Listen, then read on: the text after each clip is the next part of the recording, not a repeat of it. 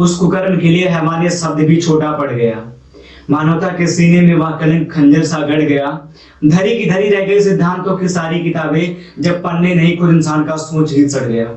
वह लड़की जिसके सैकड़ों सपने थे सब लुट गए, जिसके सैकड़ों अपने थे सब छूट गए, जिसकी किलकारियां पूजा करती थी आंगन से आसमां तक, उस आंगन में अब गम रह गए।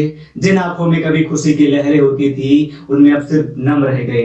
सपने थे जिसके निशान छोड़ जाने के, अब वो खुद ही पैरों के निशान मिटाती चलती है। जो कभी गली की चांदनी हुआ करती थी, अब वो खुद ही मुंह छिपाती चलती है। तो कौन समझेगा उसकी वेदनाओं को? हम तुम, राजनीति या न्याय? नहीं, कोई नहीं। हम तुम चुप रहेंगे ये सोचकर वो क्या लगती थी मेरी?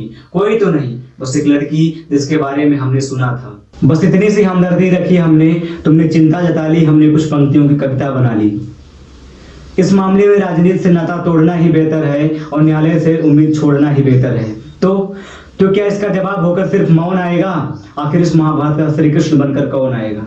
नमस्कार दोस्तों, मेरा नाम है चंद्र प्रकाश। जैसा कि आप सभी ने देखा, 4 अगस्त यानी मंगलवार को दिल्ली में दिल दहला देने वाली घटना घटित हुई, जिसमें निर्भया हत्याकांड की तरह 12 वर्षीय एक मासूम बच्ची के साथ 33 वर्षीय अपराधी कृष्णा ने बलात्कार किया और कैंची जैसे धारदार हथियार से उसके शरीर पर कई जगह वार किया।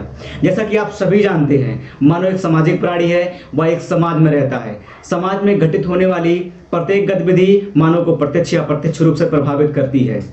समाज में घटित होने वाली तमाम प्रकार की आपराधिक घटनाओं में से बलात्कार भी एक आपराधिक घटना है, जिससे विश्व का कोई भी कोना अछूता नहीं है। तो आइए अपराध से जुड़े हुए मुद्दों एवं आंकड़ों को वैश्विक स्तर पर देखते हैं। पहले पायदान पे दक्षिणी अफ्रीका। दक्षिणी अफ्रीका में प्रतिदिन 1400 से भी ज्यादा मामले यौन उत्पीड़न के सामने आते हैं, यानी कि साल भर में 5 लाख से भी अधिक ज्यादा मामले। लेकिन आश्चर्यजनक बात यह है और दुख की बात भी है कि वहाँ पे 40% महिलाएं हैं जो कि अपने जीवन काल में कभी न कभी बलात्कार की शिकार हो चुकी होती हैं।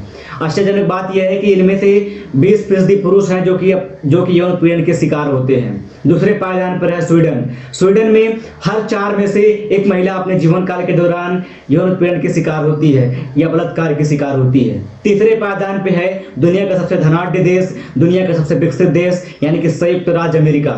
एक संस्था रैंड के अनुसार संयुक्त राज्य अमेरिका में हर 73 सेकंड में एक यौन उत्पीड़न होता है और इसी संस्था के अनुसार संयुक्त राज्य अमेरिका में हर साल 4 लाख से भी अधिक ज्यादा मामले यौन उत्पीड़न और बलात्कार के होते हैं। चौथे पायदान पे है इंग्लैंड और वेल्स। एक संस्था चैरिटी के अनुसार इंग्लैंड में हर साल 85,000 महिलाएं और 12,000 पुरुषों के साथ बलात्कार होता है। जी हाँ दोस्तों, 12,000 पुरुषों के साथ बलात्कार होता है। लेकिन इसी संस्था के अनुसार इसी संस्था ने बताया है कि मात्र 15% लोग ऐसे हैं जो बलात्कार या यौन शोषण के बाद अपना रिपोर्ट पुलिस में दर्ज करते हैं। अब बात कर लेते हैं 5वें पायदान वाले देश यानी अपने प्यारे भारत की। भारत की एक संस्था नेशनल क्राइम रिकॉर्ड ब्यूरो यानी कि एनसीआरबी के अनुसार भारत में हर 15 मिनट में एक बलात्कार, हर 1 घंटे में एक गैंग रेप और हर 4 दिन में पुलिस कस्टडी में एक रेप होता है। ये तो हो गई बलात्कार से जुड़े आंकड़ों की। लेकिन अब देख लेते हैं कि भारत में न्याय की क्या स्थिति है।